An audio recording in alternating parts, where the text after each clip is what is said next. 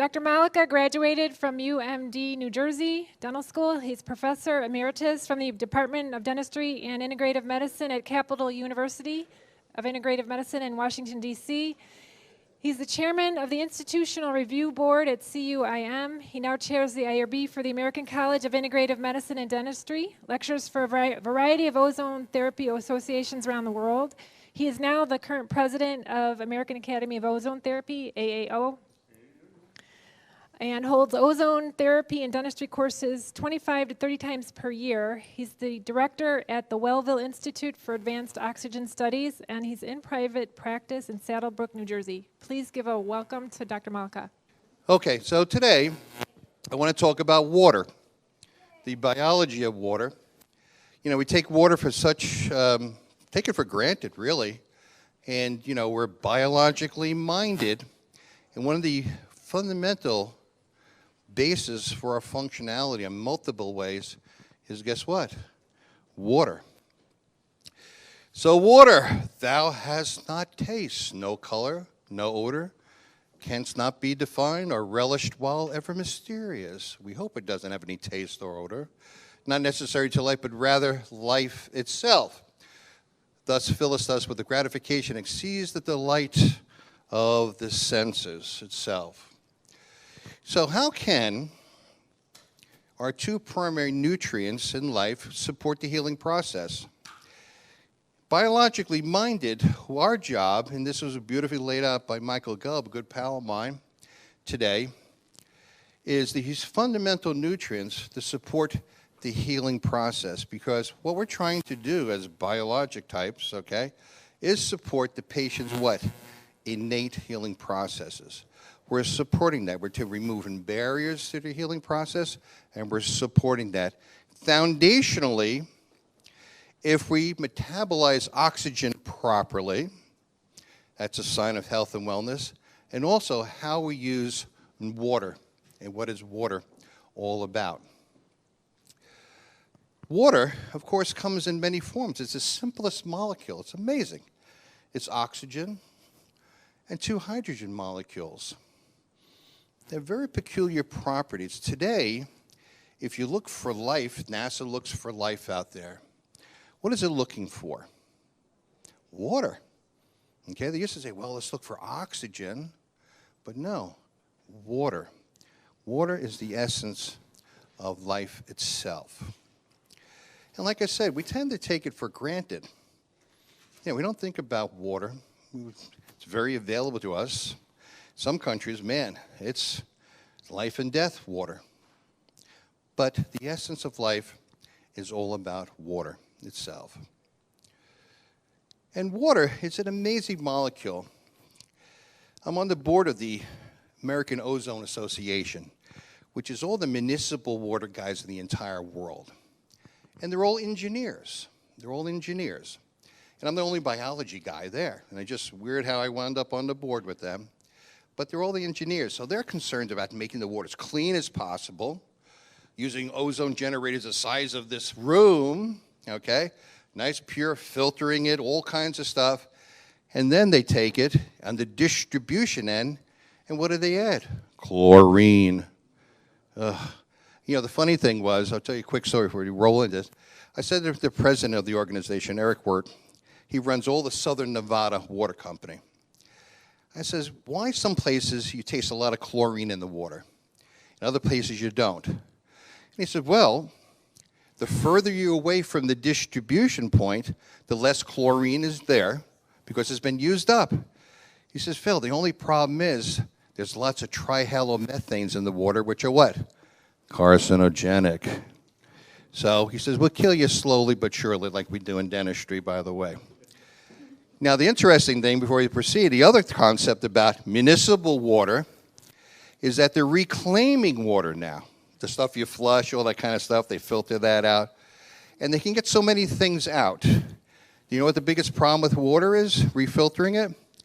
Pharmaceuticals, filtering those out. 70 to 80% they can get out, okay? But that's why everybody's so happy on their Prozac when they're drinking their water these days, right? I know Corey is. But you know the one thing they can't get out of, filter out of water? There's one thing they cannot get out of that damn water. Sucralose. The sweetener. They cannot get it, filter that out. So if your water tastes sweet, think about it, okay? Anyhow, so water comes in many forms. Ice, amazing. Ice. How does ice float in itself? How does that happen? Can be steam, vaporized, clouds.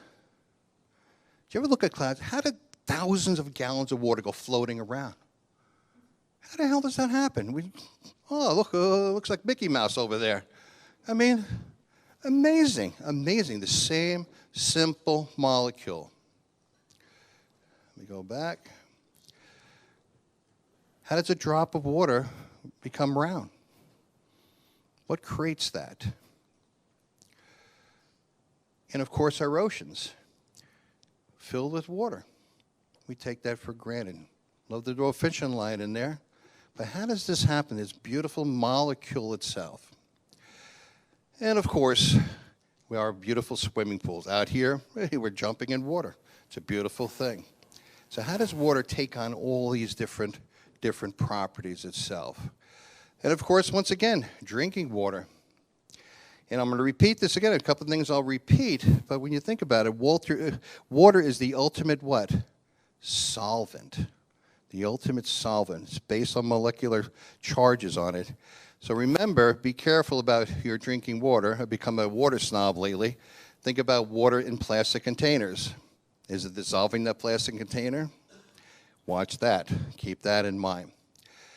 But water, of course, is not just simply a diluent. Okay? Once again, we take it for granted.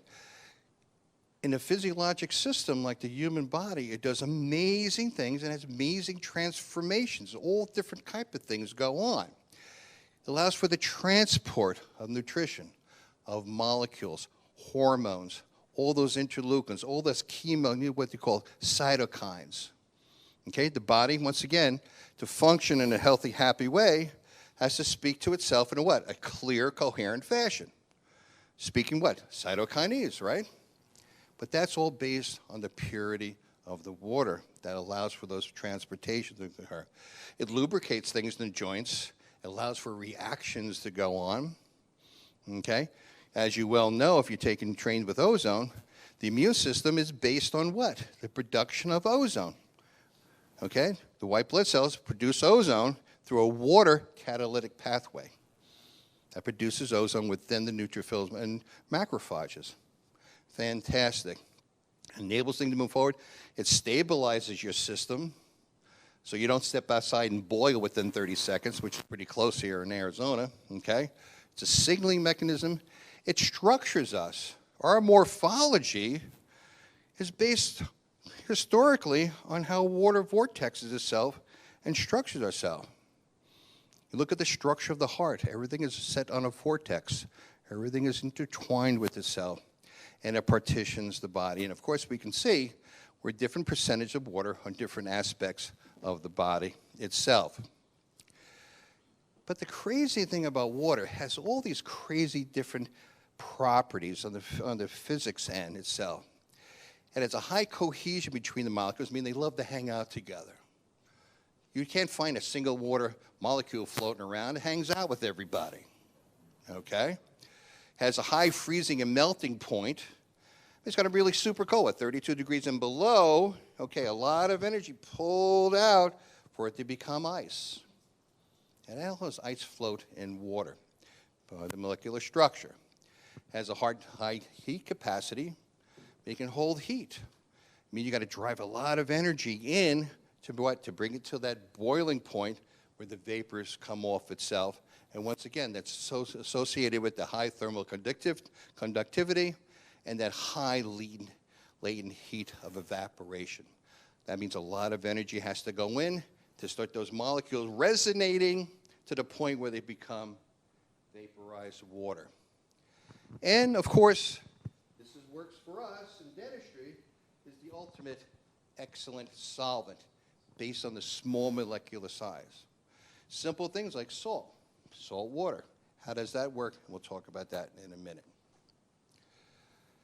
Well, really is amazing. The essence of all these different properties of water is associated with the hydrogen bonding molecules. That is the key here. How these hydrogen molecules react with each other and the angles and the bond angles in the relationship to each other.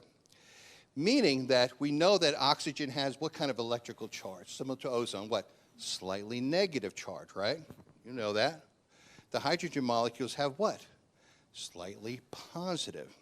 And that allows for the orientation of these molecules together. So you have this electrostatic properties. With that, you'll get polarization. Covalency is what? The sharing of what? Electrons. And remember, electron movement is everything in life. If electrons don't move, you're dead. Right?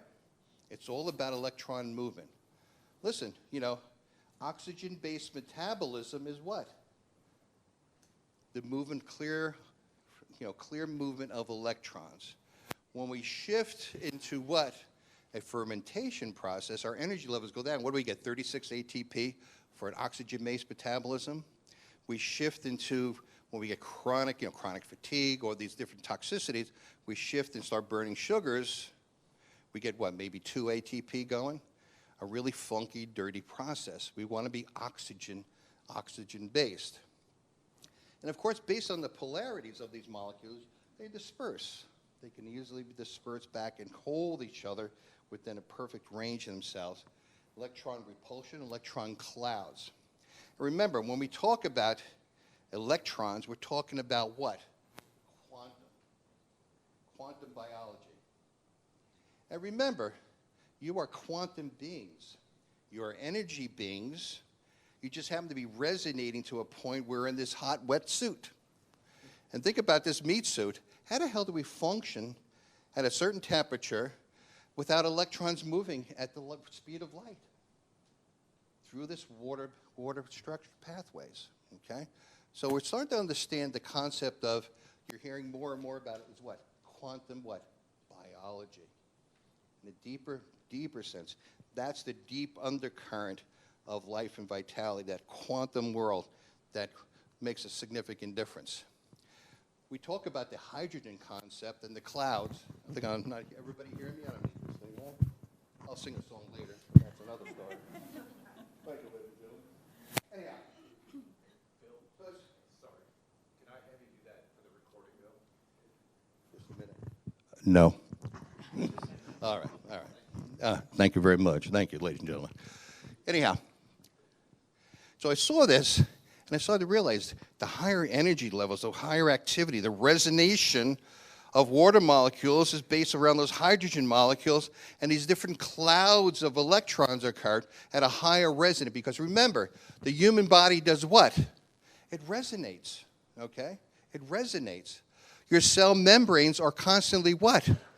Resonating. Your body's coated in water. Around every cell membrane, there's molecules of water, layers of water, specifically restructured in a more biologic system, okay? That's why, you know, you talk about healthy oils, okay? Why do we consider like coconut oil, good oils, butter, ghee, okay? Why is that all important to take good fats in? Because remember, your cell membranes are made up of what? Fats, phospholipids. Now, if you take, you go to have some hydrogenated oils, your body's going to say, well, this is what I need. And they'll make the cell membranes out of what? Very stiff, rigid fats. And the resonance starts to drop down, and that slowly wears you down. That's why good oils, good fats are so important, because that's what you're really making yourself of, and you're resonating. Remember, your resonation, you're moving, you're an energy being. And the higher frequencies, these electron clouds, okay, quantum, because things can be in two places at once, it's a quirky world, okay? Once again, depending on the energy and how high you resonate, okay? The healthier you are, the higher you resonate. And of course, on the quantum level, think about the quantum level of consciousness. How the hell did that happen? How do we become conscious? Well, we're resonating at a higher quantum level. So the human body is 72% water. Maybe more, maybe less. So when we're drinking water, okay, we're really rehydrating. We're keeping the water bag going, okay? The worst thing on earth is to be what? Dehydrated. One of the primary questions we always ask our patients, how much water do you drink a day? That was my classic question, how much water? A cup of coffee. Wait, no. How much water do you drink? A cup of coffee. Okay, why do you have headaches every day? Because of a cup of coffee. You know? You got to get more water in, but it's not as simple as getting those 8 glasses of water in, or the old formula was, well, take half your body weight, and that's how many ounces you can drink. For me, I'd wind up 3/4 of the day drinking water, for God's sakes. Watch it, Card. So once again, as we're taking this water in, it's important that we're really, again, that's our greatest nutrient, getting in there, getting it in the system, okay? Because hydration is about a multiplicity of things. But we want to clean things from the inside out, okay? And it's interesting. I came across this. The incidence of dehydration is far too common. 20 hospital admissions a day. 5 patients die every week from dehydration. 111 patients' deaths and die of thirst. I mean, this is incredible. Simple thing of drinking water. So one of the important things that we do, like I said in our practice, other than ask if they poop every day, remember, you got to poop good to look good. Right. Don't forget that mantra. Wise guys.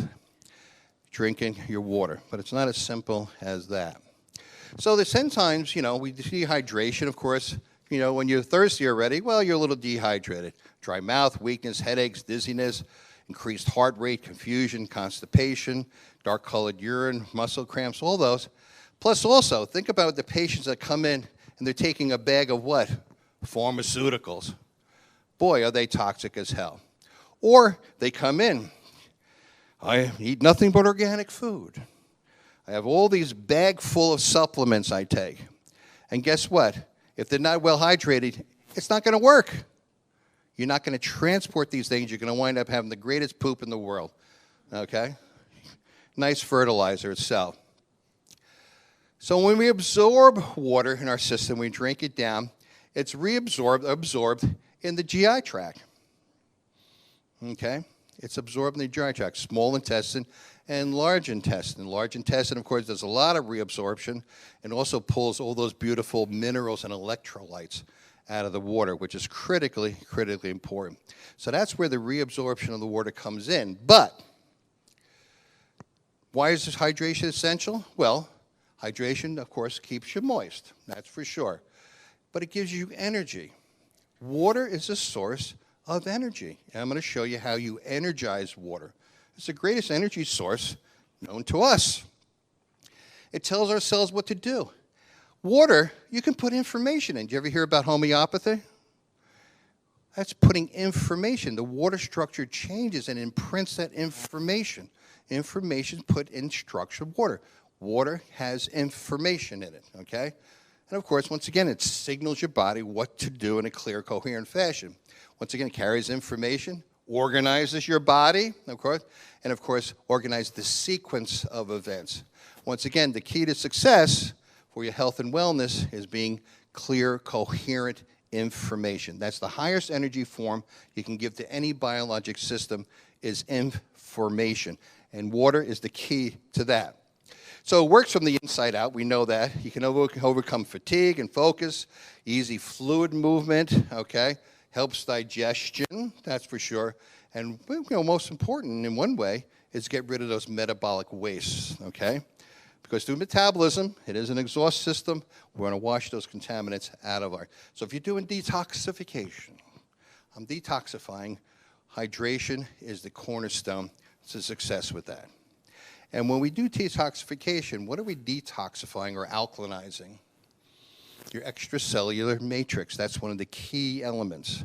Remember the matrix, okay? That's the interface between all the cells, the blood system, the autonomic nervous system, lymphatics. That's the first thing you do if you're going to detoxify your system. I know you know that, okay? Pick on my friends here. So what I came to understand when I was doing research with water, trying to understand what ozonated water is, and I'll explain that a little bit, it's not just the 8 glasses of water a day that's important. It's not the quantity, but it's the quality of the water that you drink. It's really the quality of the water, pure, clean water. And I learned about this concept from one of our students at our biologics school about the concept of vortexing water. What the hell does vortexing water really mean? Well, if you look how nature creates water, brings it up from the earth through the streams, it's a vortexing concept. It's an energizing concept with the water molecules. They start to structure themselves in these hexagons. It's called easy water. So as we're creating this vortex, folding in minerals at the same time, you wind up with perfect structured water that easily flows into cells themselves. So one of the key elements with water itself, after you get filtered the water, which I'll talk about in a second, always put a little pinch. You know, you talk about adding minerals. You can buy all kinds of minerals. You know what the best minerals are? Himalayan salt and Redmond salt. Has everything you want. It's not the little girl with the umbrella girl. Okay, that's sodium chloride. That's a different story. Okay, these are salt that has everything you need. You don't have to spend a fortune on minerals and everything else. A little pinch of salt every day, dissolve it up. Fantastic for your system to function. So what I've learned over time is filtering water, because you don't know what the hell comes out of your tap. You guys have any distillers in your office at all? So you take your tap water, you distill it, and you look in there, what the hell is that? What's in there? Okay, and we know that distilled water is dead water, but we'll talk about it in a little bit. So I learned about these things called Berkey filters, which is a great filtration system. You can go to Amazon.com, of course, right, like anything else.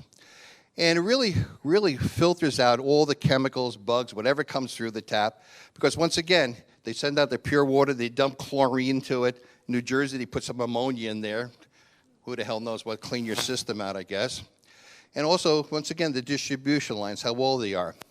And also, it's interesting that they also have fluoride filters you can put in there if you have fluoride in your water system. The nuttiest thing, I was just in Vegas at that IOA meeting. Do you know that the people in Las Vegas voted for fluorination of their water? They want fluoride in their water. Jeez. Maybe it's to dumb down the population. But so I take the Berkey filter. Okay, we filter the water out, which is fantastic. I don't drink it out of the tap. But, you know, you can spend a fortune, go buy, you know, all these different types of water, but make sure they're not in a plastic damn container, okay? Because once again, you're dissolving the inside of plastic itself. So what I do is, this is a vitalizer. I learned this once again from one of our students, taking the water. What we're doing, we're creating what nature does naturally in our streams, in our rivers, as the water bubbles up from the aquifers underneath the earth, the purest, beautiful water that is structured. We've seen these frozen sections before of the beauty of water. We can imprint energy into water. You can change the structure of water by energy and feel itself. So we have this water vectoring here, vortexing, but here's a mineral block. So we're putting minerals back in. The key to success and good hydration, you have to have minerals in the water. That's what carries the day with that water. Structuring it, and what does that mean? And vortexing and adding minerals to the system itself. So it's interesting, a gentleman named Dr. Gerald Pollack really did a lot of research in what's called structured water. Now the amazing thing is that the Russians have done incredible work with water, structuring it, making it more soluble, making it more and more healthy. There's a book he wrote called The Fourth Phase of Water, which we'll talk about in a second. But anyhow, by structuring water, it becomes what's called hexagonal water. The molecules become like the perfect tetrahedron. They start stacking on themselves and sharing those hydrogen molecules together. And it makes like a hexagon shape of water molecules itself. And that water becomes so structured that it flows readily and easily into the cells themselves.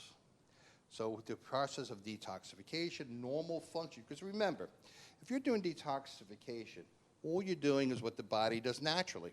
Every day, your body's trying to detox, get rid of all the crap we're dealing with, okay?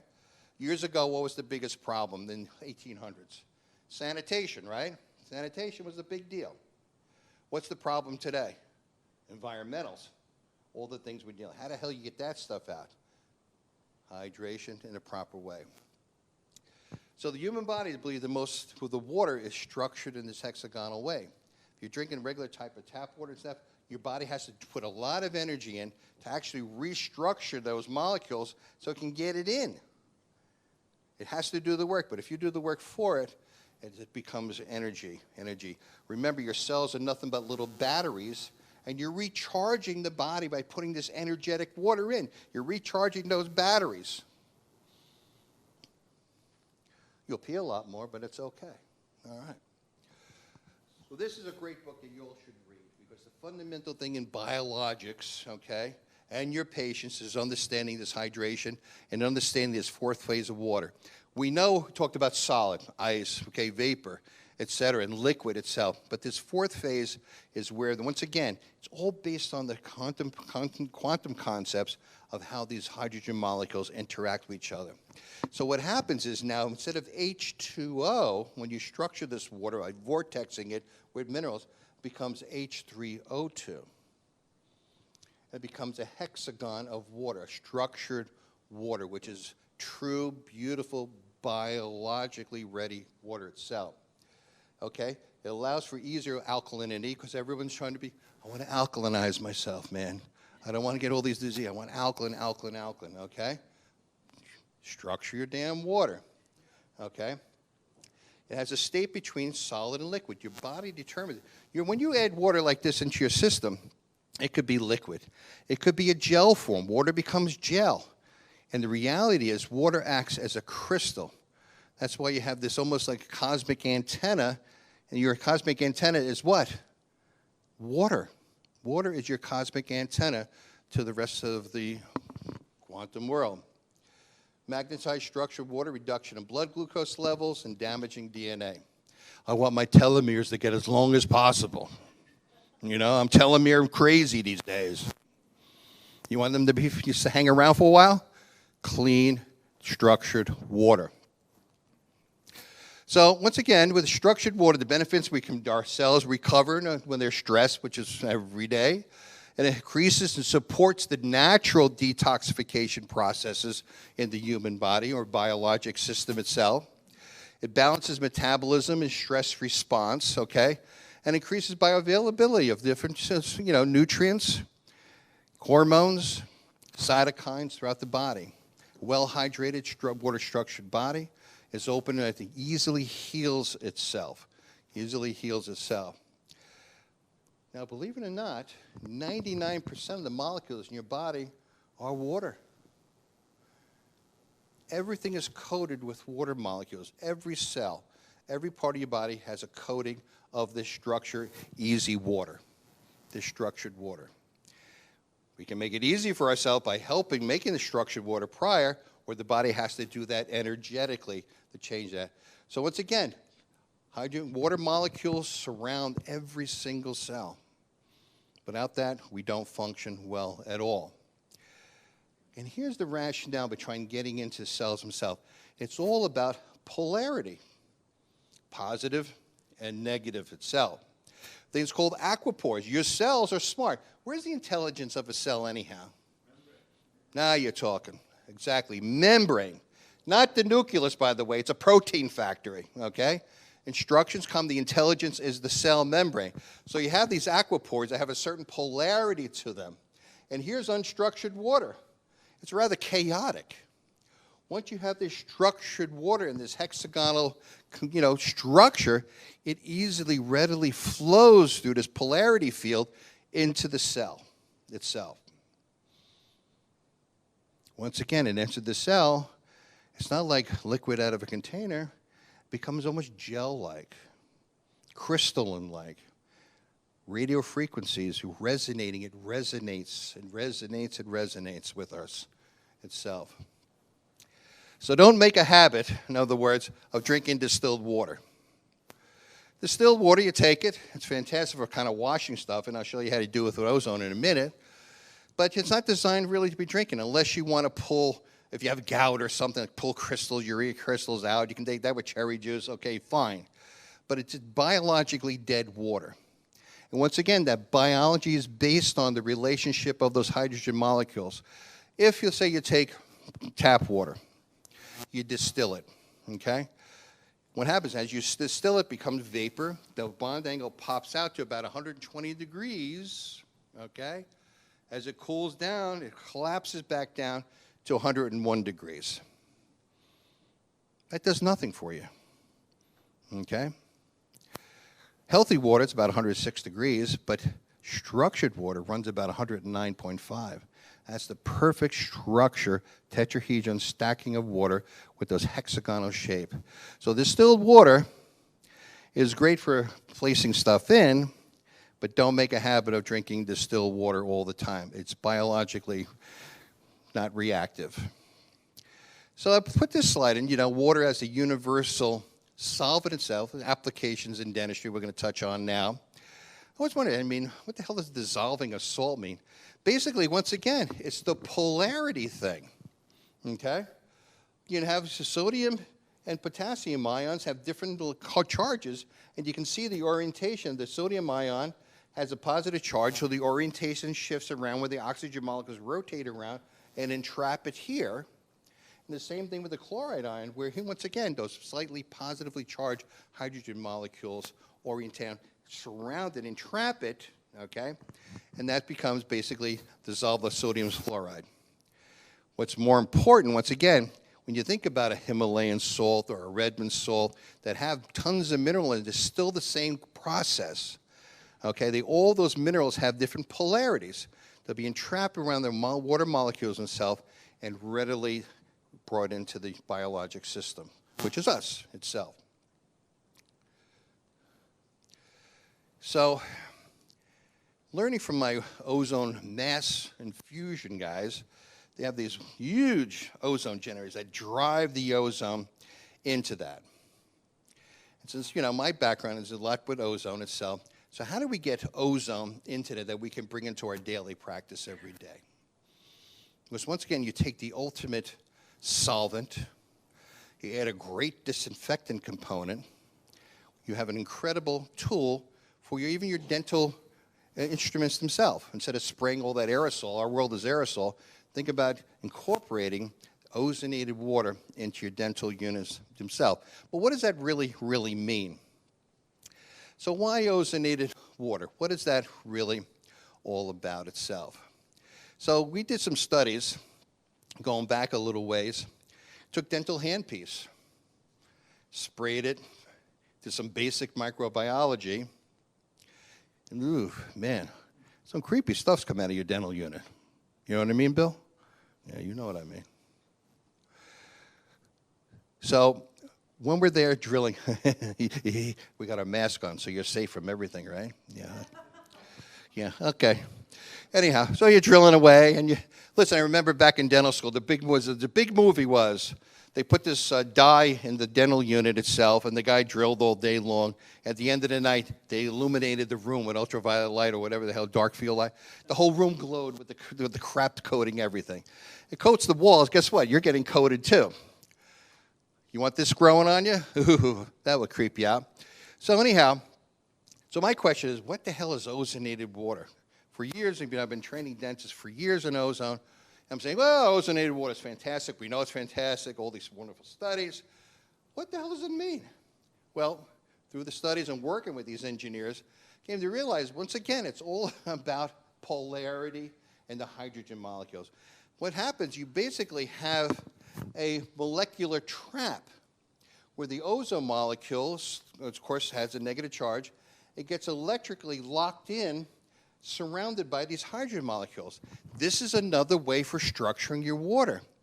It does the same thing like vortexing, but it structures the water as you're bubbling the ozone through this column, which I'll show you in a second. So this is where what ozonated water is. Is it unstable? Does it last a certain amount of time? Yes, and I'll talk about that in a second. But the point is this is, ozonated water. I don't know what the hell it is. This is how ozone and oxygen gets trapped in that molecular cage itself. So when you talk about basic physics, what does it really mean? How do we get the concentrations we want with ozonated water? Okay, the solubility of ozone in water. Well, basically, it's basic physics, Henry law. The concentration of the liquid, okay, concentration in the liquid is based on the concentration of the gas itself, the temperature of the water, and the pressure driving it in. So the cold, you can alter these things, colder water, higher concentration of ozone going in there, or pressurizing it will increase the concentration. So if you guys are using ozonated water, this is the exact formula. This is how it works. The bubble diffuser is a factor. The height of the column that you're making the ozone water is a factor, contact time.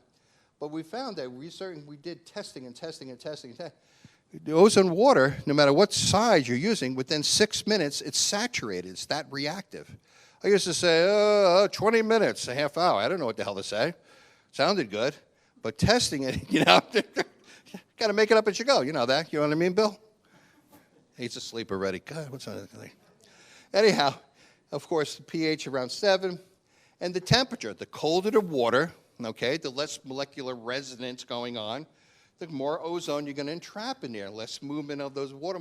Remember, once again, the water molecules are moving. They're resonating. They're moving. They're not sitting still. Concentration of ozone putting, and, of course, the pressure itself driving it in. There we go. We are now frozen in ozone time. Let's go back.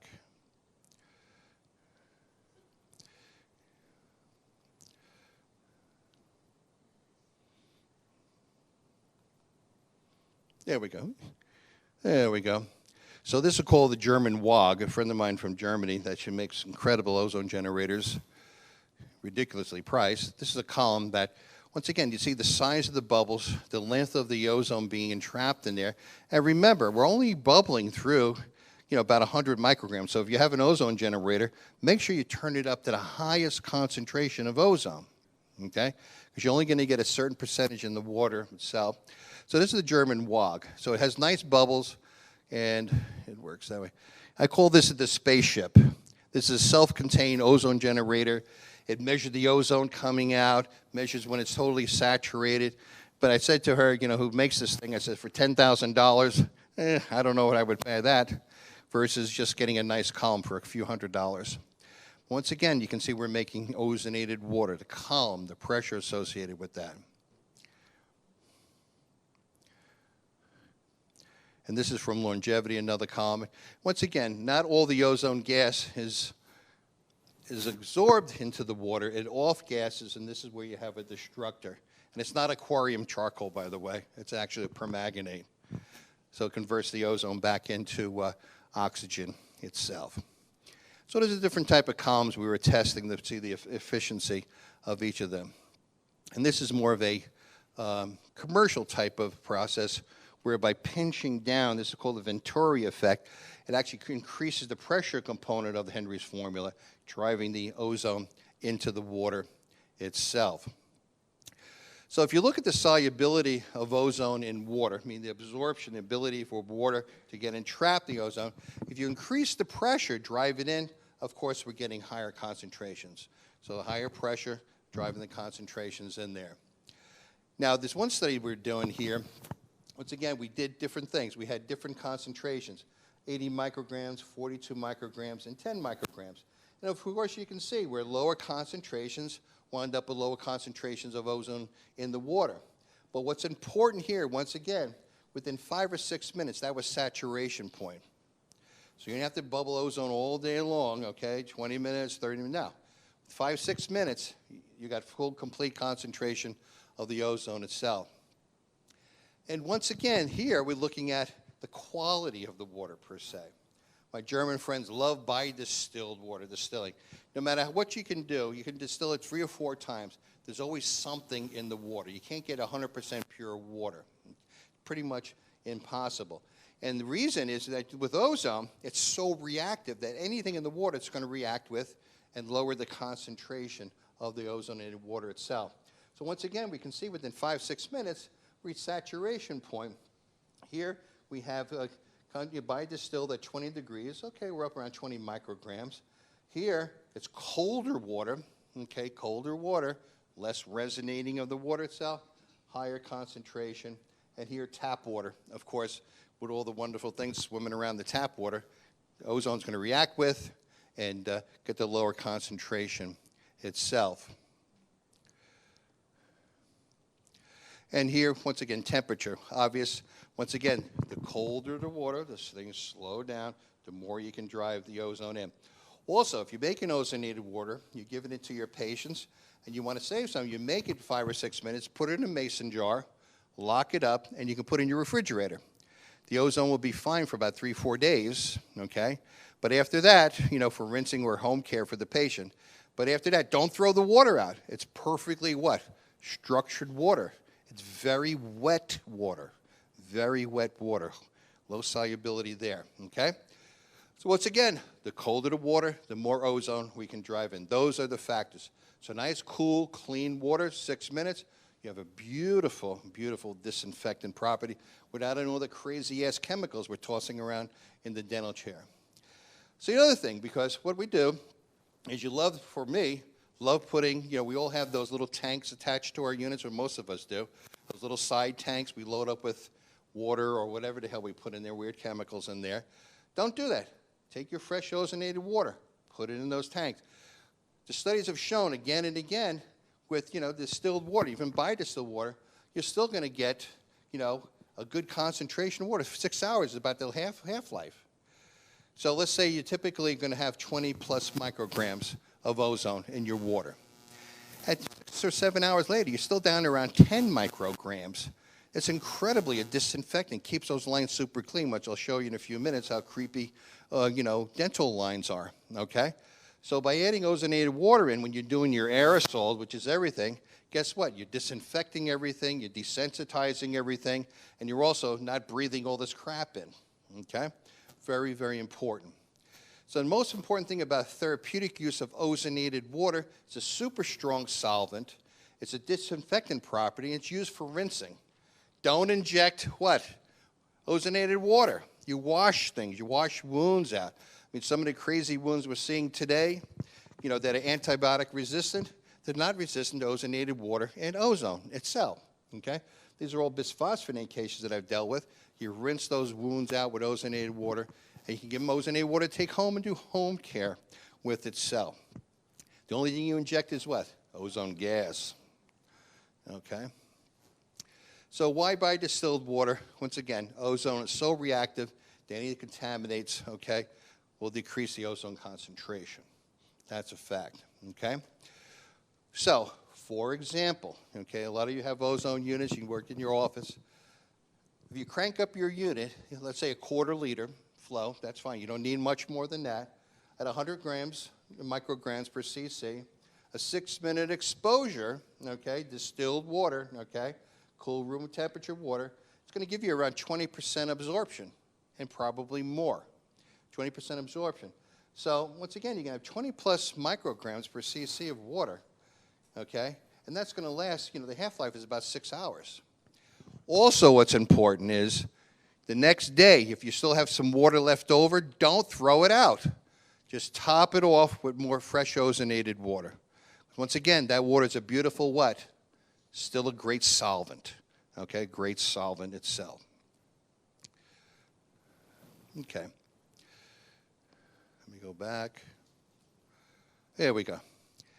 So my question is, when I got invited to, you know, work with these water guys, is that, okay, when I do research, I always ask for what? What's the gold standard? I mean, what's the ultimate measuring device, right, Rich? There you go. I told you I'd pick on you, right? So anyhow, so the first thing was what's called an oxidative reduction potential meter. Okay, it's basically 2 different metals, electrical charge goes across, and it really measures the level of oxidation.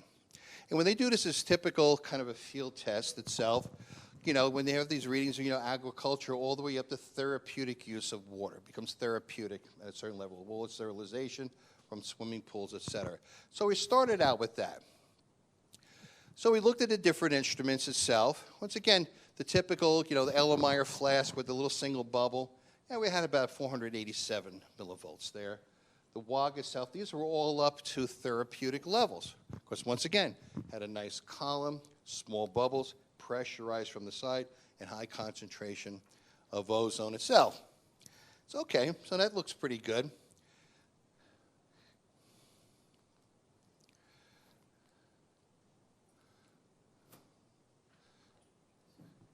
And the ozone has frozen the slide. Yep, there we go. Let me go back. There we go. So what is the ultimate in the water world testing methodology? It's called the iodine test. Now, these are all engineer types, okay? So they're so precise about everything. I says, okay, this is great. How do I really measure this, okay? So this iodine test is basically, it's a chemical formula. It's an iodine formulation here. These are vacuum tubes themselves. So what you do is you have your water sample, you dip this in, break this little thin piece of glass, it sucks the water up, and if there's no oxidative potential within the water itself, it turns nice purple blue. Now, you oxidize the water and see what happens itself. This is the indigo method test. This is the standard in the industry for testing ozone in water itself, a kit that's like this. So once again, what you do is that's your base right there. It's colorimetric testing. And then you take your ozonated water. And we did this like 1 minute, 2 minutes, 3 minutes. We did this whole testing. Once again, and we found that, once again, you'd find that when the ozonated water would basically bleach the indigo test, that you would measure specifically to the colorimeter. And we were getting up to like 30 micrograms of ozone in water. Super clean. All research has been done in 4 to 10 micrograms. So your units, okay, do it right, you can get up to 30 micrograms of ozone. So at the end of the day, if you're working 6 or 8 hours, I know Sergio works, what, 15 hours a day? At least, okay? So he's down to about a quarter liter there. Anyhow, so we know, once again, 6 minutes, full concentration, you're done, and we get up to 30 micrograms. That's great.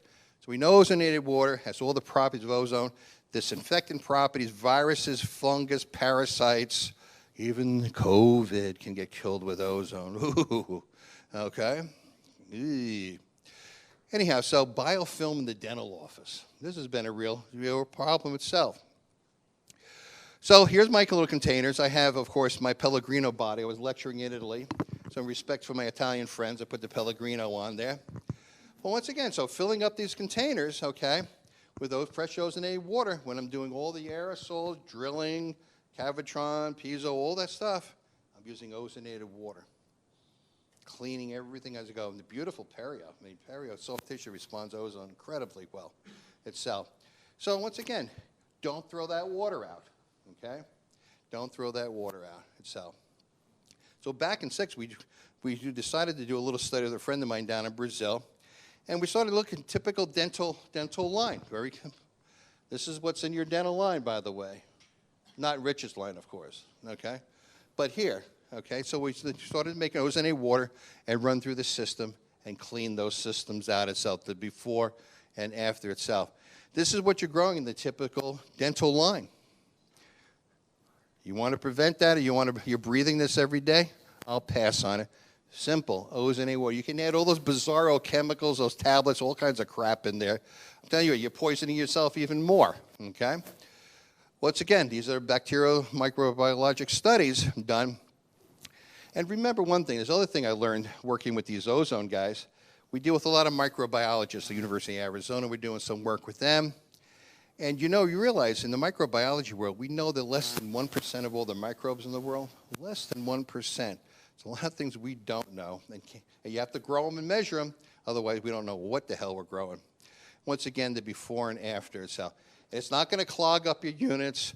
Most of the units today are all silicone-based. We'll slowly flush it out, keep the system clean, and keep your lungs nice and clean, even though you're masked up and draped up and everything else. But it's interesting. Back in 1997, this is the group I'm dealing with now, the Ozone Science and Engineering, is their journal. They did a great study, 8-year study on disinfecting dental units. They put peroxides, silver, all kinds of crazy stuff. But they found, okay, there were germs could hardly be detected in any of the tests, water samples from the 2 treatment units using ozonated water. So you can use all kinds of chemicals that you want. Wake that guy up, please. He's a friend of mine. Sorry about that. Ozonated water. Thank you. Anyhow, so once again, simple water. Simple water, ozonated very simply by your units itself. So our primary issues in dentistry, you know, trauma, of course, that we do, that patients do themselves. It's always amazing. I've been practicing 39 years, and still it's like patients come in like, camera, please. Anyhow, so when dealing with infection, we don't know what the infection's made up. It could be bacterial, fungal, viral, parasitic, combination of all. We don't know what these, everyone grows something different, okay? And we call it infection. So irrigation, we love using ozonated water. Post-operatively, take fresh and ozonated water, freeze it, make ice cubes. Talk about care, post-operative care, awesome, man. Give them a bag of frozen cubes. Periosurgeries, implants, soft tissue, man. Just have them, you know, I always tell them, put a piece of ice on there 5 times a day. I'm always happy if I get 3, but 5 is always great. And you have the perfect patients. I mean, you could give them all kinds of pharmaceuticals, gels, all kinds of crap. Frozen, you know, to make the trick is with the frozen ozonated water, is you get like a casserole dish with a glass lid, not plastic. The plastic will be eaten up and the ozone's gone. A casserole, throw it in the freezer. Freeze that water, and it traps all the ozone in there itself. Take it, you know, warm it up, pop it, and break it all up and put it in little Ziploc bags. Throw it back in the freezer and give it to them to take home with them. Okay, we usually give them a lot of ozonated oil, but the ozonated water, beautiful. A little chip there, let it melt over the wound site or implant. Fantastic, and I'll show you in a second how that works. So this is early studies showing, you know, the survivability of oral organisms. Here you have distilled water, a slight effect, osmolarity, of course. But ozonated water, the membranes start to break up, and this is how it works. The peroxides, remember, ozone is what? A biologic what? Precursor. Precursor. What does the work? The peroxides, okay, the formation of hydrogen peroxides from our biologics, that's what actually does the work. Ozone converts into that singlet oxygen. The single oxygen creates the peroxides. So after 2 minutes, all these bacteria are blinded. Okay, we know that. But what's important is like when we're thinking about perio and biofilm, which is everywhere, biofilm is really destroyed rapidly, just washed away with ozonated water. Because to get to the bugs underneath, okay, you have to get through the biofilm. And ozonated water is extremely effective on biofilm itself, okay? Science is all there. If you ever want the science behind ozone, dentistry and medicine, go to PubMed.com. Probably about 5,000 articles there at this particular point. Fantastic stuff. So a situation like this, I mean, how the hell do you deal with this? Okay? You can take antibiotics to the cows come home. Ain't going to get in there. This is where now you're thinking ozone terms because, once again, none of these things are resistant to ozone. It's impossible. Okay? These are, you know, complex oral infections of antibiotic resistant. This is where you irrigate these things with ozonated water. This is where cases like this, with these bisphosphonate cases, we actually make suck-down trays, put ozonated oil in, then they can soak that oil overnight with these patients, and we inject in and around these things. All we're doing with these ozone therapies, in complex cases like this, is supporting the patient's healing processes. Okay? Healing processes. I can't overwhelm, can't give them the magic wand, but we're supporting that. Open up the vascular bed, immune upregulation, all the assets of ozone itself. Especially when we're trying to get in a situation where we have a bisphosphonate case like this, a maxilla is hanging out of this poor guy's head. How the hell do you fix that? Well, once again, thinking biologically, how can we get the circulation back in? How can we get this dysregulated, meaning bad information? The cells, epithelial cells, are wonderful. They're great. I mean, our basis is epithelial, but they don't know what the hell to do if they're not told what to do. We have to open up those pathways of healing, that pathways of information that come in to allow it to start regulating in an intelligent manner to allow that healing process to occur itself, regulating that tissue. Dropping screws in everybody's head. Oh, this is screw mania, right? We like to screw our patients all the time. I mean, you put implants in their head all the time. So how do we, really get this tissue support it during the whole, implant, the osteotomy. You irrigate with ozonated water. You can ozonate the saline if you're using saline to irrigate the osteotomy. A couple of minutes, you just bubble ozone through that saline. Man, you have ozonated saline in there, okay? My question was, are we ever going to make hypochlorous acid? No, we did some studies with the water people. No, nothing there. Beautiful. And so in a case like this, post-operatively, once again, a couple of days later, this guy was great. He put the ice on there. That tissue was healed up rapidly. Because that's what you want. You want that tissue, you have to drop in that screw in. You want it to heal up as quickly as possible itself. Number 2, irrigation in perio. We have a property, number 1, it's all biofilm and goop down in those pockets. So you irrigate that with ozonated water, Once again, before you even start doing all your mechanical work, we train you to irrigate everything out. Do your mechanical work, irrigate it again, and then you go in with what? The gas at that point. And that's it. You desensitize the roots. Well, the peroxides are doing all kinds of beautiful things to the tissue itself. But in a safe, non-toxic manner, getting this tissue up and regulated and disinfecting that and changing that negative microflora. Because remember, in perio, at a certain point, and Mike Oswald, I spoke about this yesterday, you leave stuff alone long enough, it becomes like autoimmune disease. It hijacks the immune system. Crazy. But ozone can flush that out and change that environment itself. Extraction sites. If you take out nasty old root canals, you look at, where did the blood go? And you need what? A good blood lattice, whether you're a grafting king or not. You still need blood because that's the gateway for healing of the bone. Well, if you don't have that, sometimes it's just bone talk, always respect the bone, okay? Treat the bone like soft tissue that happens to have minerals in it. Respect the bone, gently clean it up a little bit, and start rinsing it with ozonated water. Okay? And remember, ozone, you introduce into the system, what happens is there's also a collateral point where you're getting what? The production of nitric oxide. Okay, you inject ozone, and nitric oxide starts upregulating. And within a minute or so, you'll start to see the blood flow. Will start blowing in the socket itself. That's when you bubble some gas in there, and you got a beautiful lattice for healing. Okay? Very simple. Root canals, the dreaded root canal, okay? If you're doing root canals, and some people want them, okay?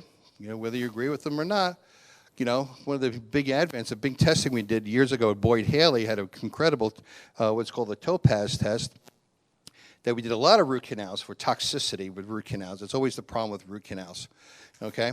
So once again, we get in there, we irrigate with ozonated water, we gas the tooth, but now we're using the Light Walker 2.